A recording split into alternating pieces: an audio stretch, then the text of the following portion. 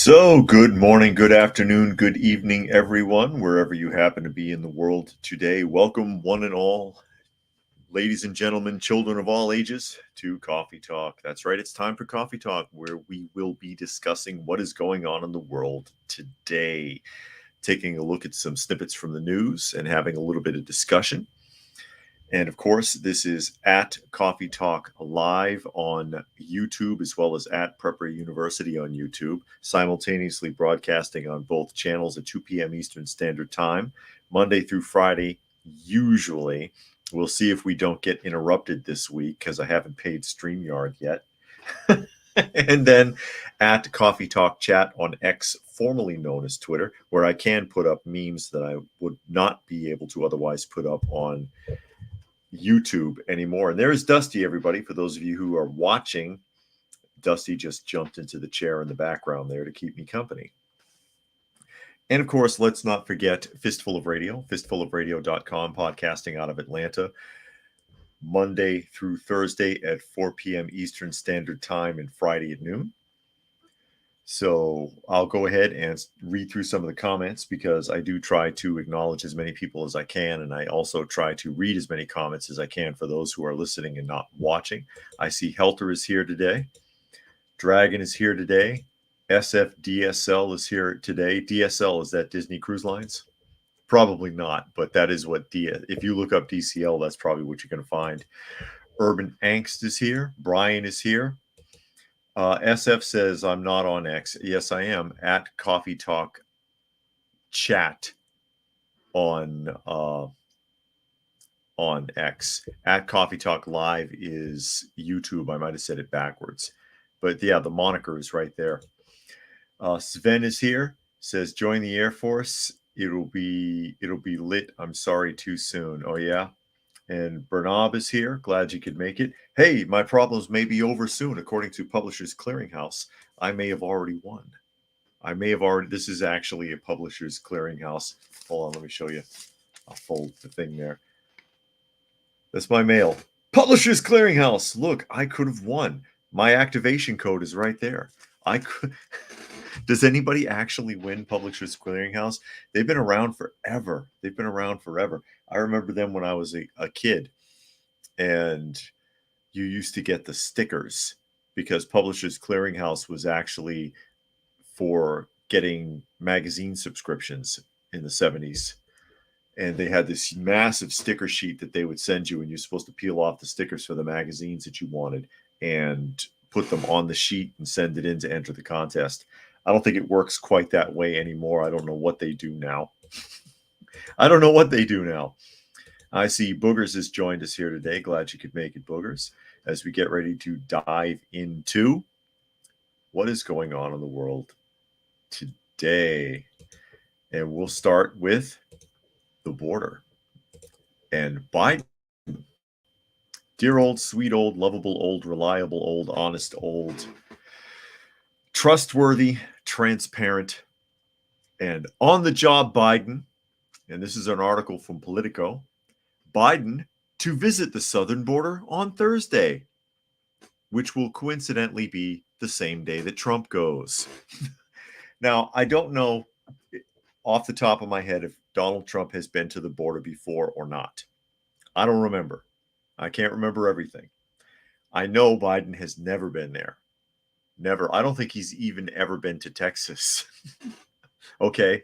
In 50 some odd years of politics, never been there. Wouldn't go there during the crisis. Made Kamala Harris the border czar, as they referred to her. Funny how everybody's a czar now and we're supposed to hate Russia. And she never went there either. She went to Texas, but she didn't go to the border. The only politician I remember actually going to the border that wasn't associated with Texas was AOC, of all people. And all that was a photo op. And now Biden's going to go for a photo op. And, Trump said he was going to go. So then Biden said he's going to go because Trump's there. So totally political. You know what it makes me think of? I haven't even read the article yet, and I'm already tearing it apart. It makes me think of the 1989 Batman with Michael Keaton and Jack Nicholson. And he says to Batman, "You made me." And then Batman says, "You killed my parents. You made me first." And then Nicholson Joker says, "I say that you made me, then you've got to say that I made you." And that rigmarole. And that's what I think of when I see stuff like this. Oh, look, photo op time. Getting into the article, President Joe Biden will travel Thursday to Brownsville, Texas, to meet with U.S. Border Patrol agents, law enforcement, and local leaders, a White House official confirmed on Monday morning. The visit will coincide with one scheduled the same day by former President Donald Trump, the presumptive GOP presidential nominee, who plans to travel to Eagle Pass, Texas, were made public last week. Acknowledging the visit Monday evening to reporters traveling with him in New York City, Biden joked about the timing. I planned it for Thursday, he said. What I didn't know was that my good friend apparently is going. Yeah, you knew. Biden, Trump does nothing without it being all over the media. There's no way he didn't know. Biden's visit underscores the recent shift in his stance on the border. After largely ignoring the GOP clamor over migration and border security during his first few years in the White House, Biden now appears increasingly eager to lean in on the issue. Gee, I wonder why. To shift from a defensive posture to an offensive one after congressional Republicans blocked a bipartisan compromise which the president supported, that would have directed new funding to the border agents and tightened asylum policies. And that's very misleading. The policy was misleading, not the article. Let me point that out. We've talked about it many times. That was a Ukraine package. 78 or 68 billion of that was going to the Ukraine. Roughly 1% of that total package was going to the border. Roughly 1%, because it would have been less than 2 billion of a 1 trillion 1 billion 400 million package. So, or did I overstate that? No, it was 114 or 118 billion. I'm off on my numbers. It was 118 billion. 68 billion was going to the Ukraine, but roughly 1% was going to fall on the border. So that was just him trying to use the border to manipulate that package and push it through Congress, and it never worked because nobody wanted to pass that. It says, according to the White House official, Biden on his visit Thursday will discuss the urgent need to pass the Senate bipartisan border security agreement, the toughest and fairest set of reforms to secure the border in decades. I don't believe it. I don't believe him. He's just trying to squeeze more money out of something. That's what that's going to amount to. And he's the president, and the laws already exist to secure the border right now. All he has to do is officiate them. First day in office, he signed an executive order throwing the borders wide open. And this is where we are now, is what that led to. That's what happened. He created a problem. Now he's trying to pretend to fix it so that he can score points. Cyberjack Senior has joined us, as well as Raccoon. Raccoon says they won't take him to the really bad part with all the human fecal piles everywhere and trash. And we've shown video of that, video footage of the condition of that border and how filthy and disgusting it is. Urban says, I wish they would also visit the northern border. No kidding, because it's bad up there as well. And Sven said that Biden's actions have hurt so many people. It's sad and gross. Bernab said that the plans for the Democrats is to call for martial law and cancel the election this year. Well, I've heard that said. I've heard martial law speculation thrown out for Obama and for Trump. Oh, Obama is going to end up doing a third term because of martial law. And they said the same thing about Donald Trump. to try to hijack a second term, which it didn't happen either time. It's not outside the realm of possibility, but, we'll see. Helter says Trump goes right where the heat is and investigates the situation, deliver a real speech, and take questions while Biden will do a photo op and leave. If he even goes to, is he actually going to Eagle Pass at all? And Sven said just enough was going to the border to buy toilet paper. And Dragon said, just take Biden to the fence at the White House. He'll never know the difference. Neither will anyone else in the photo shoot. Nobody will catch that. And then Monkey said, fixing the border crisis when it's convenient, but anything else, and it's ignored. And then Raccoon said it was 2016 when they started prepping because of the whole martial law thing. And there is All People has joined us here today. Glad you could make it. But yeah, it's too little too late. 50 years in politics, and he really has nothing positive to show for it. It's 50 years with the Senate vice presidency, and now this, right? At least 50. Nothing positive to show. Nothing. But he gets all the accolades in the world. Everybody kisses his ass. It's incredible. He creates problems, again, pretends to solve it because he's not going to solve this. It's way over his head, way over his administration's head.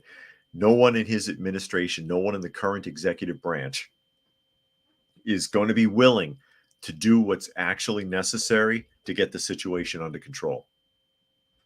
They're not willing to do it because they don't want to look bad.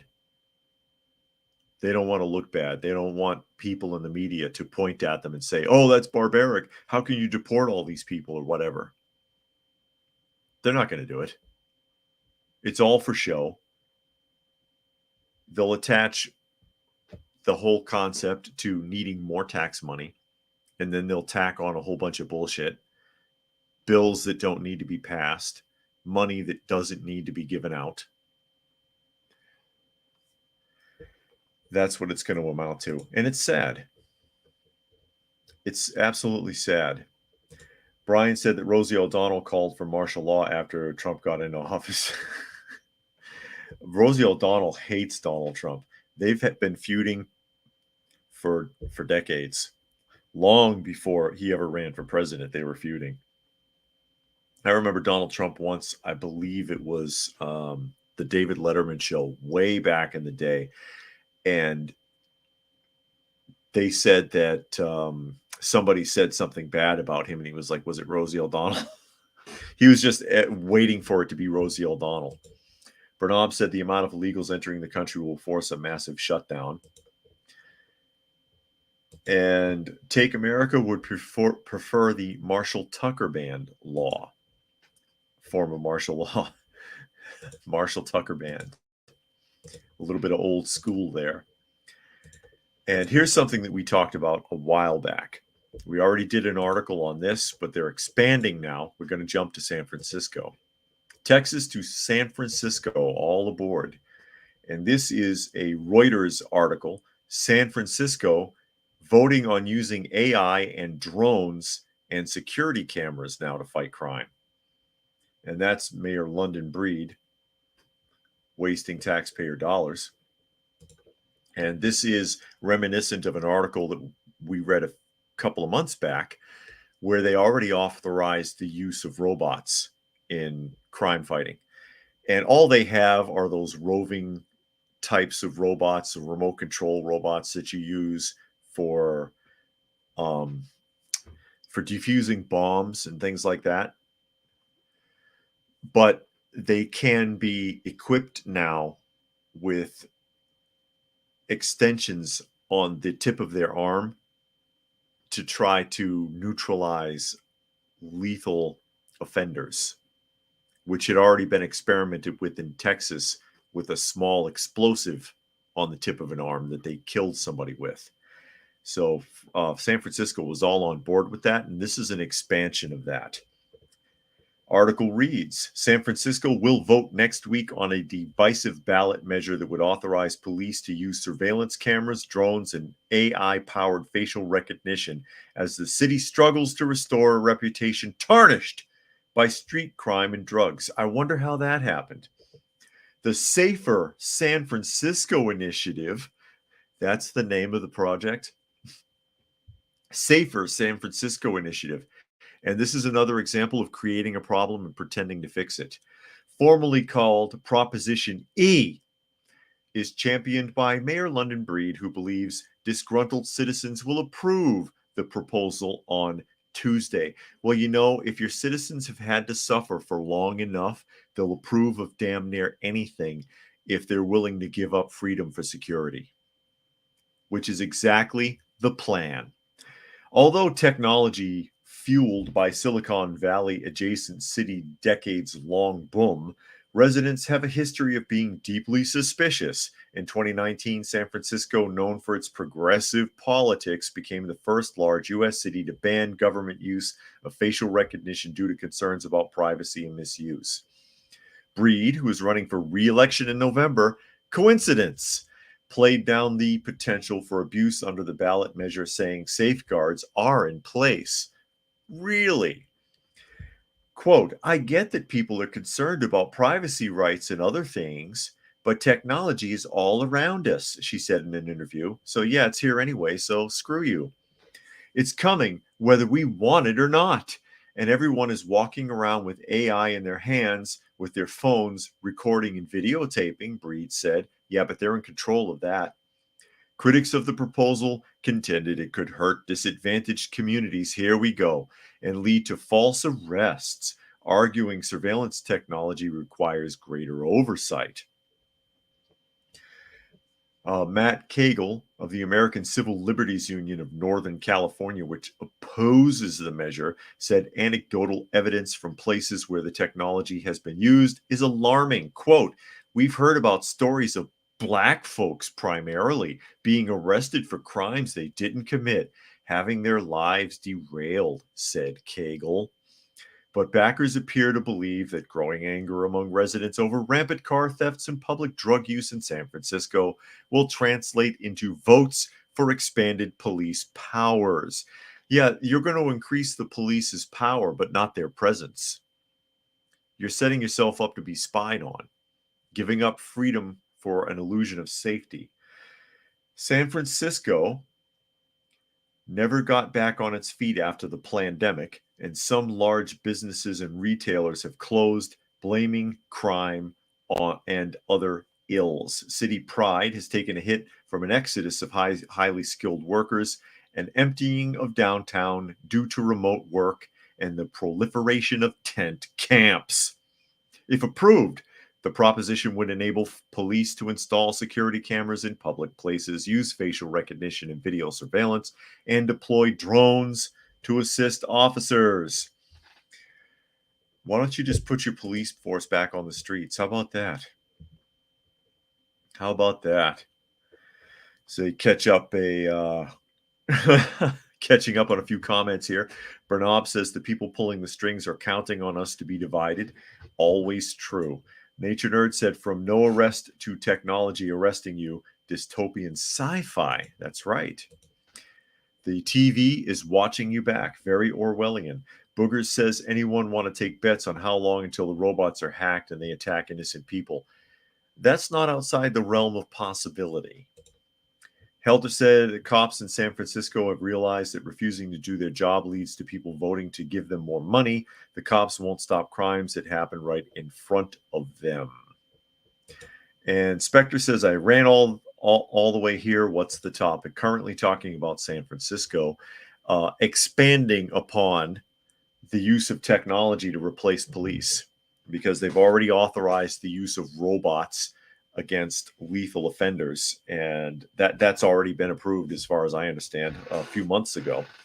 And now they want to use AI technology with drones and cameras with facial recognition.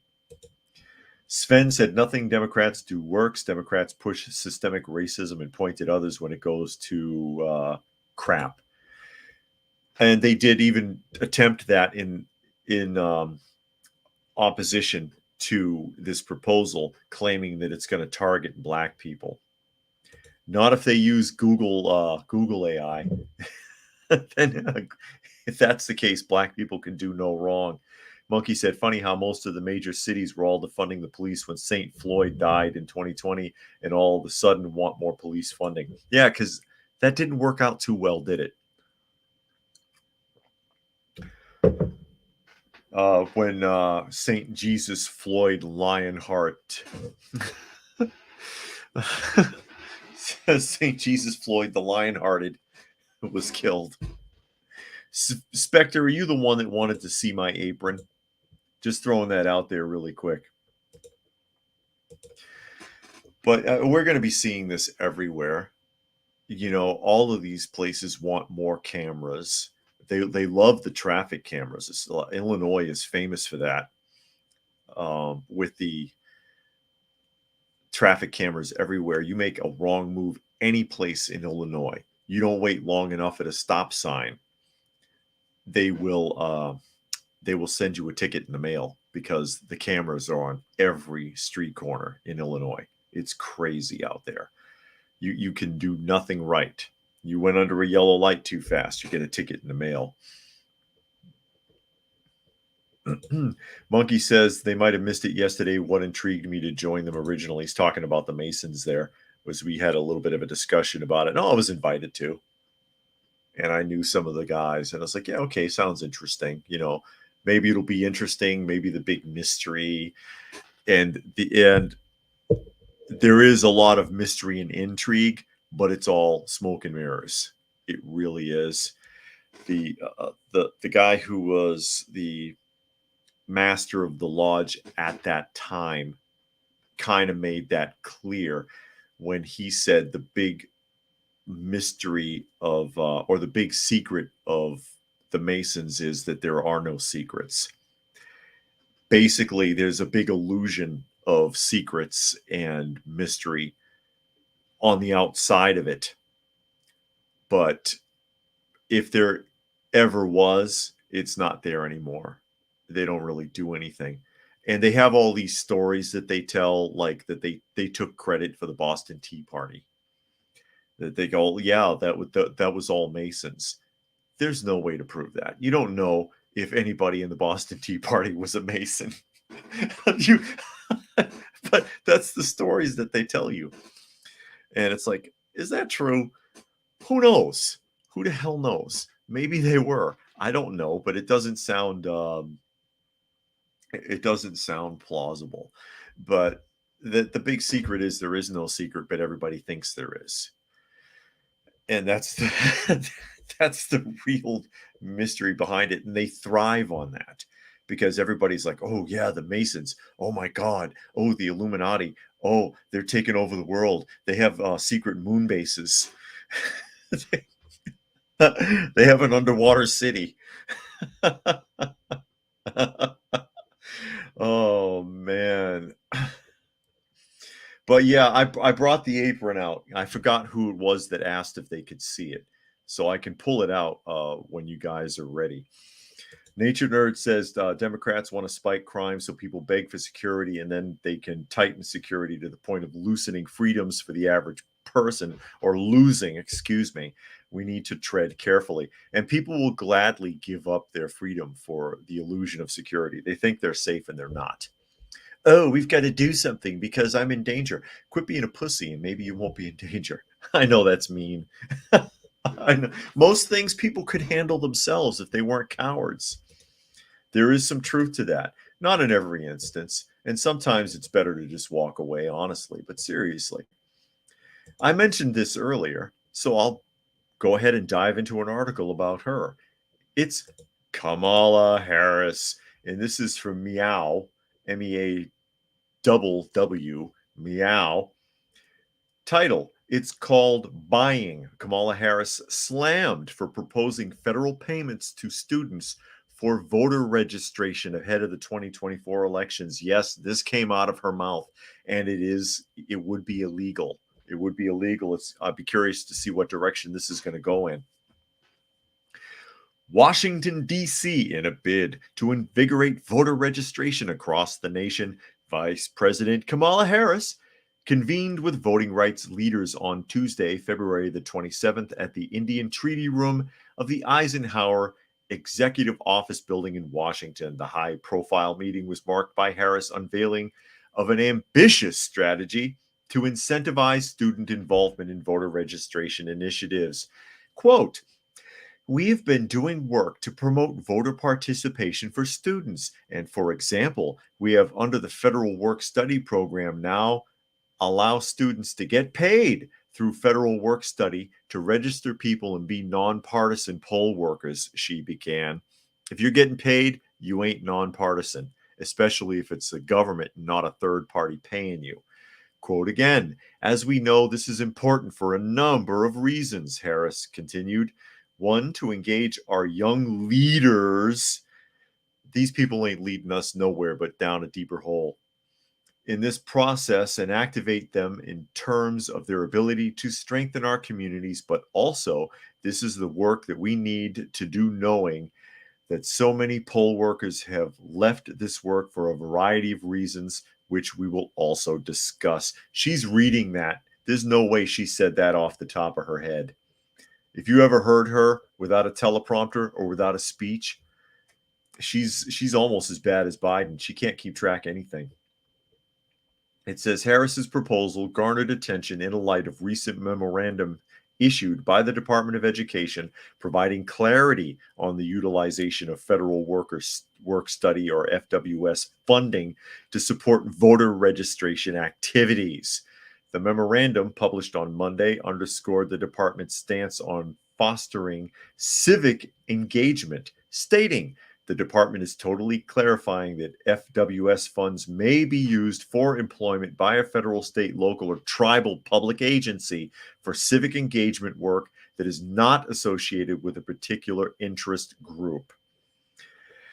But if it's a Democratic, and I this is the opposing argument, I guess, because they're saying that they're trying to buy votes.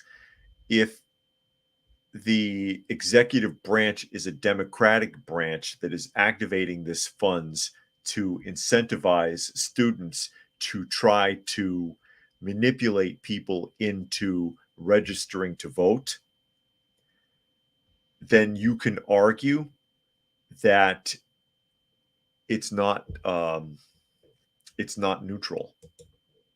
And I think that's the problem. Urban says, reminds me of the reports by ex-Scientologists where they describe the disappointment of actually reaching the upper echelon of church knowledge. Yeah, because ain't nothing there. That's nothing there. You get to the top and you're broke because they take all your money. You have to pay for those steps. Remember that one of the main branches of the Church of Scientology is in Boston. And I remember reading exposés on it. The Boston Herald did a week-long thing on it in the 80s. And when I was a kid, I used to read the paper. And the stuff they do is crazy. But yeah, you'll go in there with they pamper celebrities, but you go in there and buy your way through the different tiers of so-called knowledge. And when you run out of money, then you're SOL, as it is. And Raccoon wants to know if that's bribery. Yeah, it sounds like it, doesn't it? Dragon says, liberal logic, we will protect your freedom to vote by not allowing you to vote for people we don't like and censoring speech we don't agree with. Exactly. And Monkey said, imagine the bill was made and in the hidden statement says that they have to vote for a certain way and people never catch it. It wouldn't surprise me. But again, she didn't say that off the top of her head because she can't stay clear for that long. She can't do it. She had to have been in front of a teleprompter or she was reading off of cards or something. I don't believe that she just said that because I've never seen her be able to clearly articulate herself without fumbling or giggling or saying something that doesn't make any sense, that doesn't fit. Urban said, at least in video games, you got to fight the big boss at the final level to prove your worth as a gamer. Yeah, I want to get to the upper tiers of Scientology and have to fight there like deacons or whoever the hell they are. I don't know what they call their upper tier of religious leaders. I forget. Yeah, you should have to box your way through. I think that would be more interesting. And Bernob says, The Democrats have already have the votes from the people in the grave. Nothing is off limits for them. And I remember that story a few years back, and I've mentioned it before. Excuse me. One of these days, I got to look it up, where people's pets were registered because they were getting names from veterinary clinics, and I forget. It might have been Illinois. It might have been Illinois, because when you go to a vet and you have like Dusty here, right? Dusty would be in their file under my last name. So let's say you have a cat or dog and its name is Skittles and your last name is Johnson. Well, the vet will have a registration of Skittles Johnson. And they registered those names as voters and got caught. But no, nothing to see here. There's no voter fraud, I swear to God. And Raccoon wants to know, isn't it a god named Xenu? That sounds right, but I don't remember. Keep in mind that L. Ron Hubbard was a science fiction writer before he founded a religion, who was quoted as saying, I should form a religion. That's where the real money is, before he did any of that. And Booger says the final boss is Tom Cruise. Is he? All people said Scientology is linked to the Satanist Aleister Crowley's satanic order called the OTO. L. Ron Hubbard was co-founder of Agape Lodge, the American branch of the OTO. Okay. I'm not sure about all that. As we move around here. Oh, by the way, see, there's my tube. This is the apron in here. This is my apron.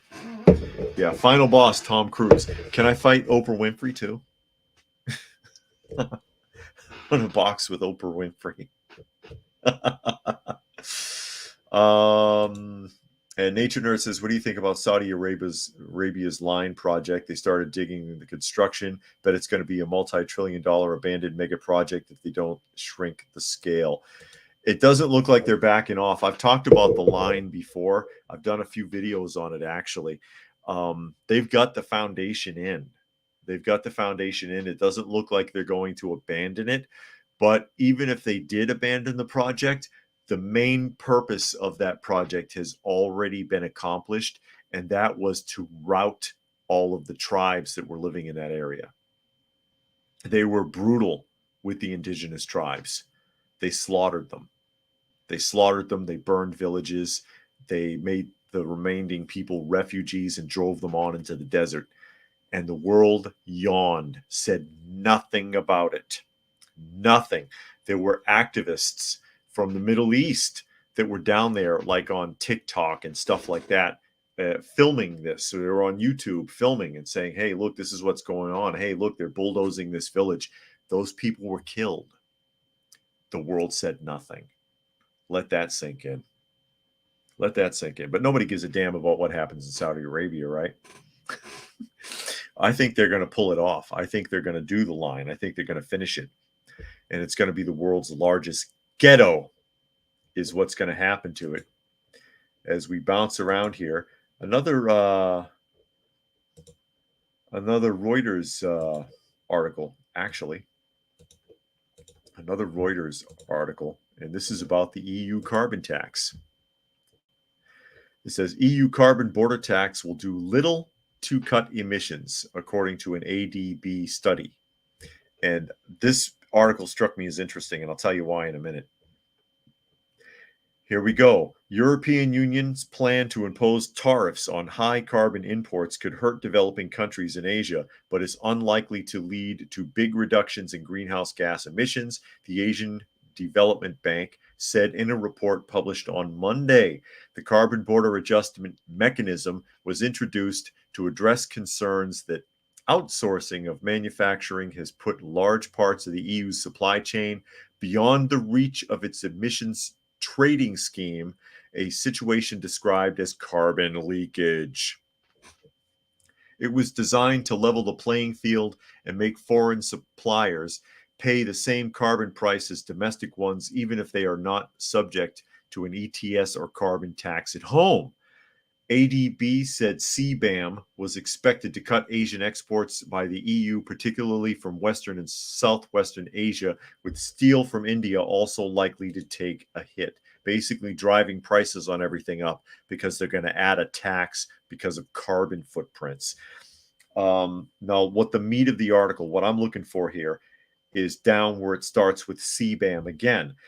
CBAM could raise around 14 billion euros, and that would be $15.2 billion in revenue by 2030. And the proceeds should be used to provide climate finance for developing countries to decarbonize manufacturing. This is really the key to this, and this is why I'm talking about this. They're not using that money to help anybody. That's the problem. They're not using that money to really help anybody. They're using it to manipulate other countries like they did with Poland. Poland had a major policy shift so that they could get on board with the EU because the EU promised to let them tap into the coffers that they have set aside for cooperative countries. And that's a shame because Poland is going to get screwed by the EU like everybody else. And they were doing good. Poland was doing good. I don't know how they're doing now, but it's a step backwards. This 15.2 billion in revenue that they're going to collect, they're going to hold it over the heads of these so-called developing countries and use it to manipulate them to get them to cooperate with EU policies. But it's not going to help the environment. It's not going to help so-called carbon or anything else. It's not going to help with a damn thing. I'm gonna fix the environment by taxing you, and then basically giving the money away to somebody else. Yeah, that's really going to work.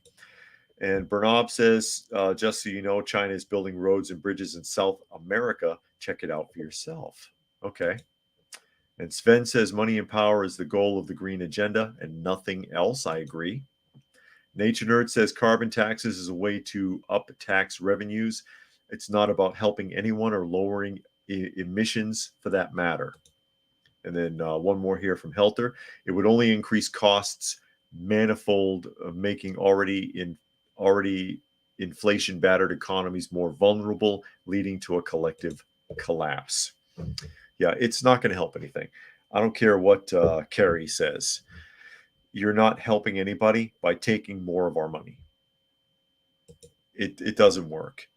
And then offering it back to other people if they do this, that, and the other. I don't trust any of that.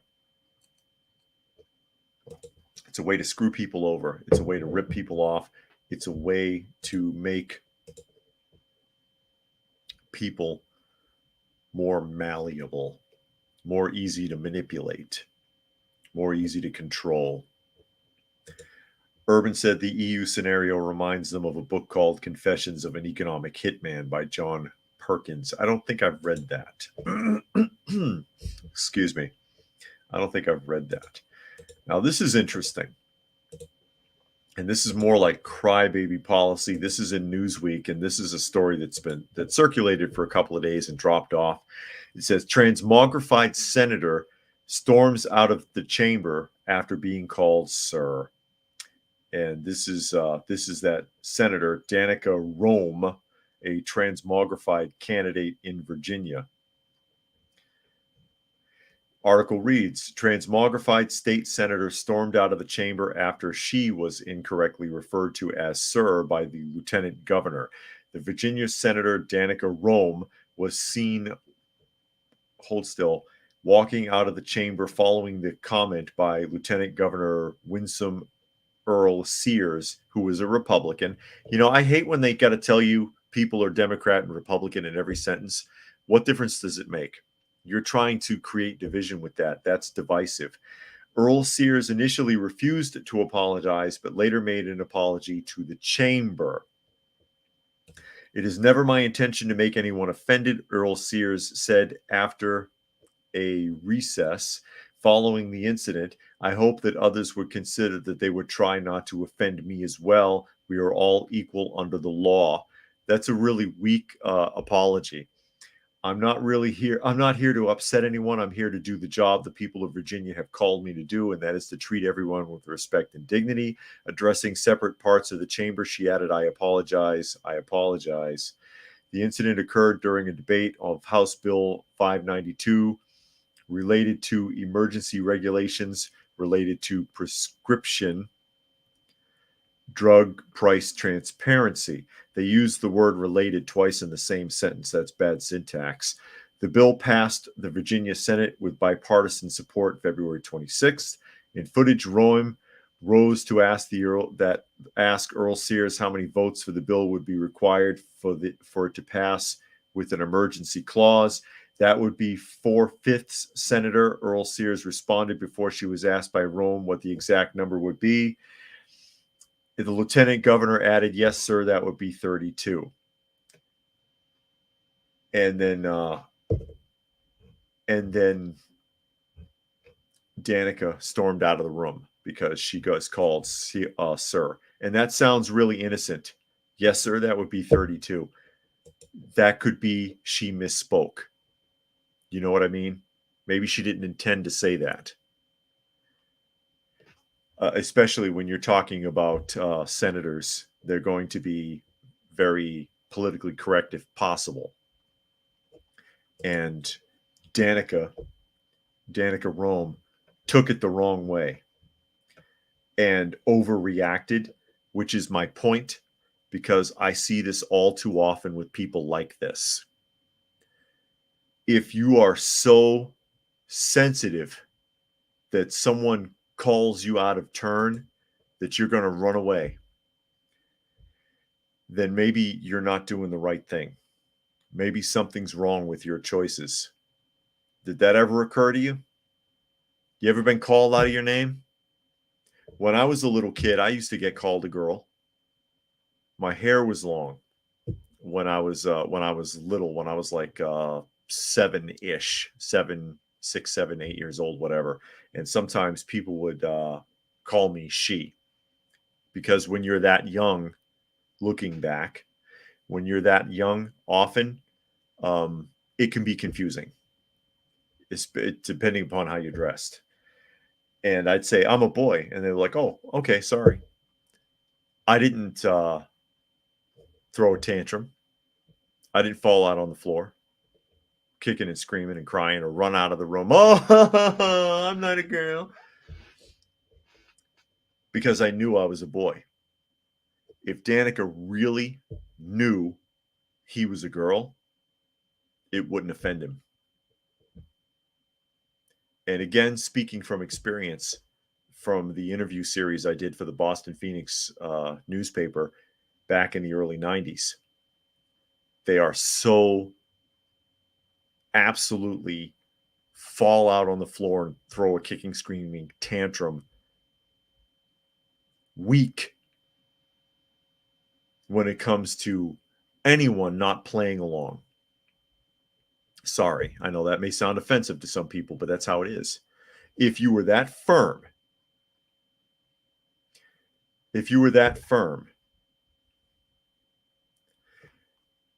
it wouldn't hurt you, because you would be sure. I know I'm a man. If you tell me I'm a woman, I know I'm a man. I'm not going to cry. I'm not going to run away. I'm going to realize you either made a mistake or you're trying to mess with me, and I'll probably ignore you. I am firm in the knowledge that I'm male, and I'm comfortable with it. Maybe Danica isn't as much of a female as he thinks he is. And like I said, in my experience, that's often the case. As I catch up a few of these comments real quick. Take America Back says, back in the closet. Yeah. And Dragon says refusing to participate in those people's delusions does not make someone transphobic. I agree. I don't want to play along. I shouldn't have to. And I should have the same. If you have the freedom to pretend that you're something you're not, I should have the freedom to not have to go along with it. And Rodney made a donation. Says can't stay long. Here's a $5 hit and run. Thank you, Rodney. I'll take all the help I can get. Much appreciated, Rodney. And Urban says, sorry, not sorry, nothing to apologize for. It was a weak apology. She basically apologized for disrupting the chamber because she didn't apologize for saying sir. That didn't come up. And she shouldn't have to. It sounds like she just said it. You know, people say things and it just comes off the top of your head and you're not thinking. In her mind, she knows that's a dude. And she wasn't being rude or anything, but Danica took it that way because she's weak or he's weak. Take America says feds tried to drop illegals off on an Indian reservation and it didn't go well. Really? Oh, no. That's protected land. And they don't have to go by the same city county laws. So, yeah, that would be a mess. All people said Winsome Sears is an anti-MAGA, anti-Trump rhino fraud. Migrant who hails from the Caribbean and raises suspicions by becoming a mainstream media darling. Really? Oh, God. Helter says if there's trans politicians who can get people to deny reality, in this case, the whole gender nonsense, they can get us to believe or do anything. Power is always the goal. And Brian says my dad calls me a girl because of my long hair to tease me. Yeah, but you know you're not. And it's like, okay, Dad, leave me alone, huh? But you're not going to curl up in a ball and cry, are you? I hope not. And the unknown nose is here. Glad you could make it today. As we shift around here, this I thought was also interesting, and this is going to be a USA Today article, I believe. It is an extremely one-sided article, but I wanted to touch on the point that it makes.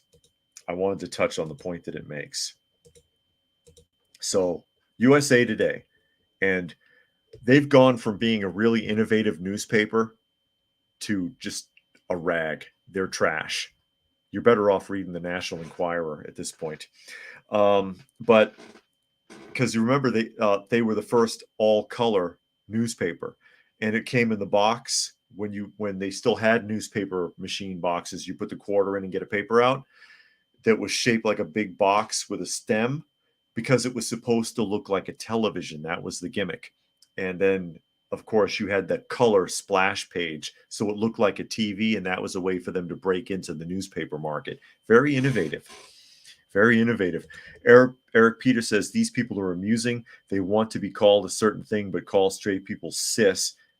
Maybe we find that offensive. Well, to call you cisgender, I believe the term means that you are comfortable with the sex that you were born with, but they use it in a derogatory fashion. You're going to call me cis? Yeah, you know what? I am comfortable being male. I like it. You know who else likes it? My wife, because she likes a masculine male. That's her preference. She don't like no fruity men. she doesn't like fruity dudes. She doesn't like guys who wear their pants under their ass. She doesn't like guys who wear makeup. She likes men to be masculine. She likes that lumberjack. USA Today. Welcome to the GOP's new education agenda, looting our public schools for private vouchers. And you can tell the direction this is going in, but I want to follow through. In North Carolina and Kentucky, public schools are the center of our communities. We're proud public school graduates ourselves. Bullshit. I don't believe that. Anybody here have fond memories of going to public school? Anybody? As a collective, not just one or two. My entire public school experience is a blur. I've never talked to anybody who gave a shit about their public school experience, period, unless they were like the quarterback on the high school football team. So here we go. And we know the critical role our schools play in teaching our students. Well, it should play a critical role. It doesn't necessarily. Strengthening our workforces and growing our economies. We've seen record high graduation rates of almost 90% in our public schools. North Carolina and Kentucky rank in the top 10 for National Board Certified Teachers, one of the highest recognition teachers can earn. Too bad cruising isn't here because they work for the public school system. I don't know if you're here cruising today, are you? Shout out if you are. That is true. Okay. This part right here, almost 90%. Kentucky does currently have a 90% graduation rate.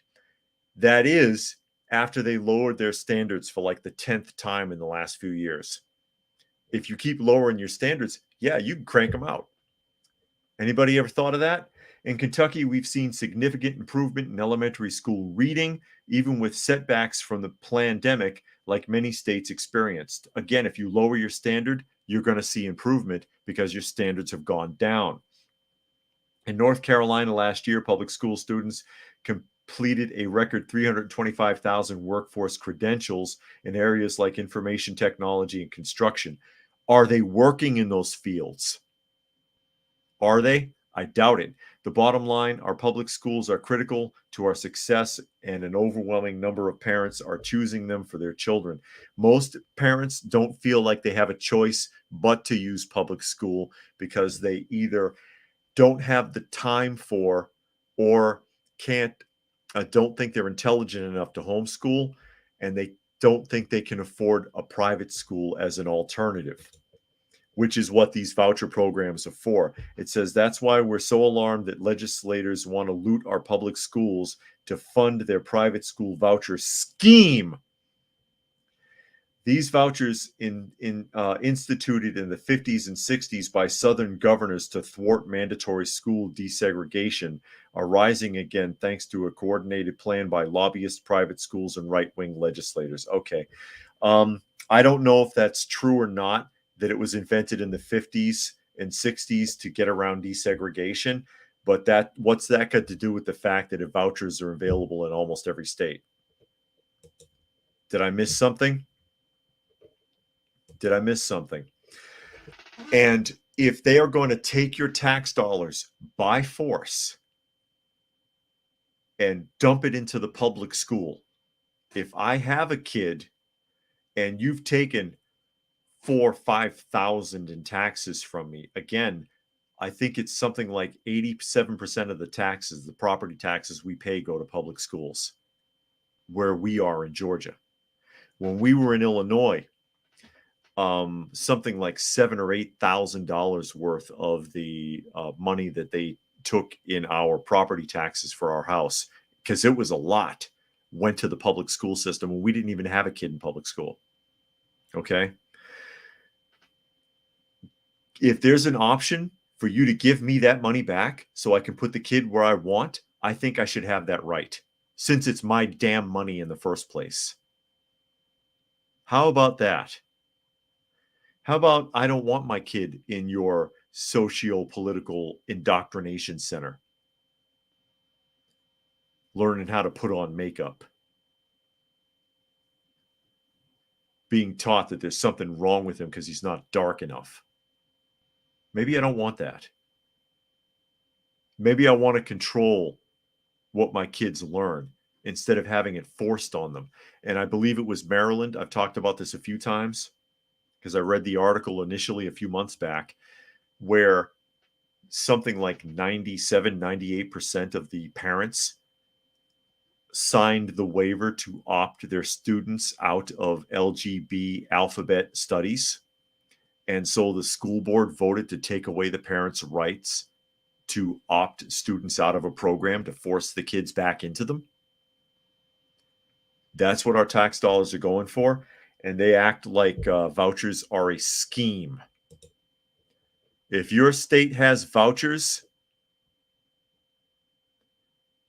to give you an alternative to public school, use them. This is an extremely dripping wet, far left, milk sopping article by USA Today. Yeah, they're fleecing the public schools.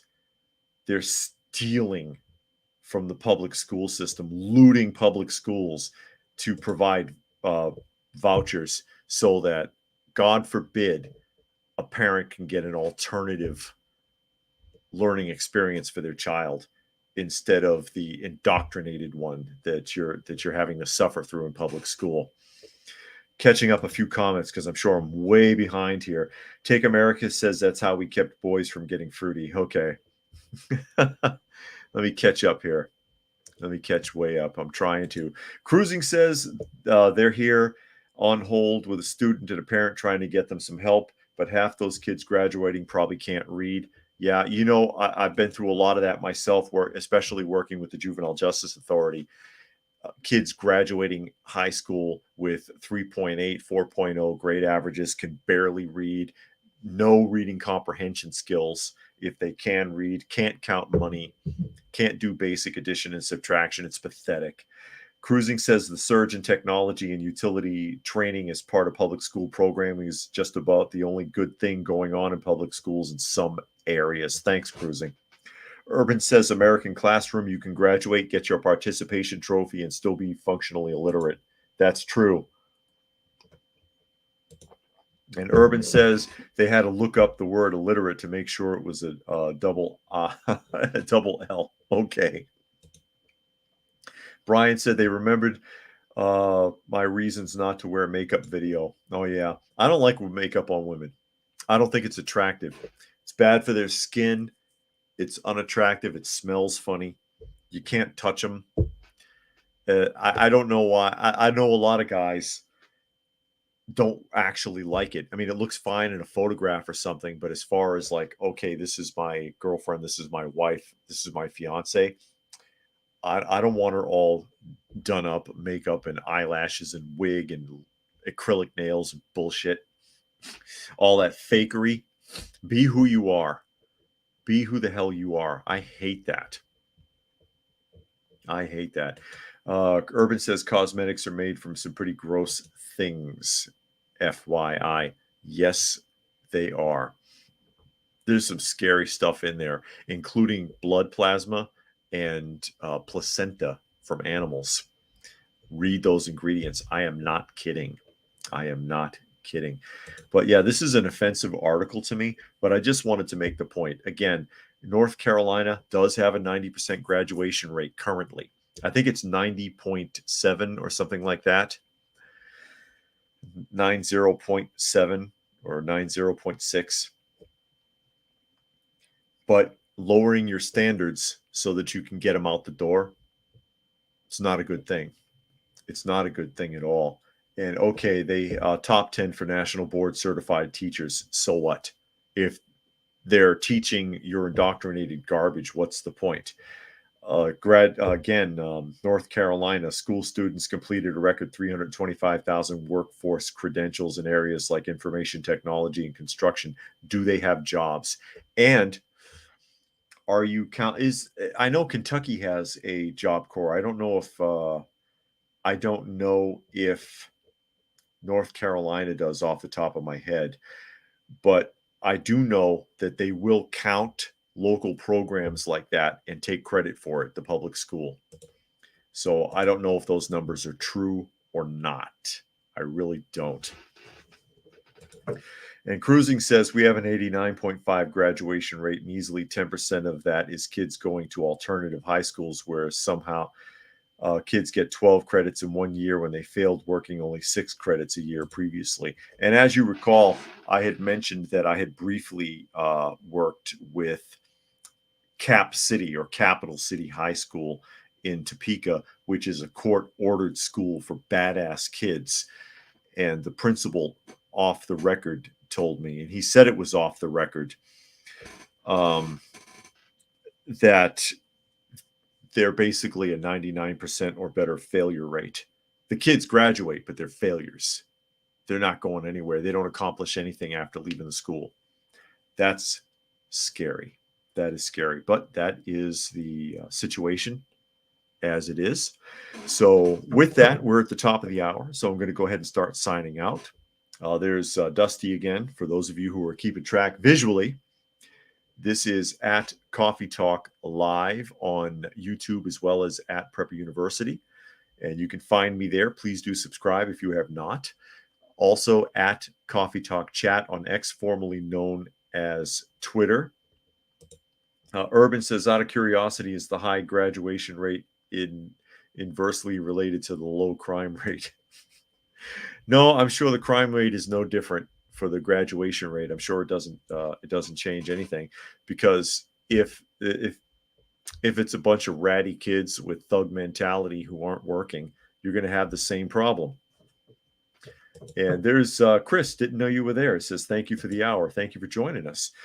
Also, I've got to remind you, fistfulofradio.com, podcasting out of Atlanta, Monday through Thursday at 4 p.m. Eastern Standard Time and Friday at noon. Special thanks to Rodney for making a donation to the channel today. I need all the help I can get. Much appreciated. And again, thanks to everybody else who joined us here today. Hope you got something out of the conversation. And we will try to do this again tomorrow.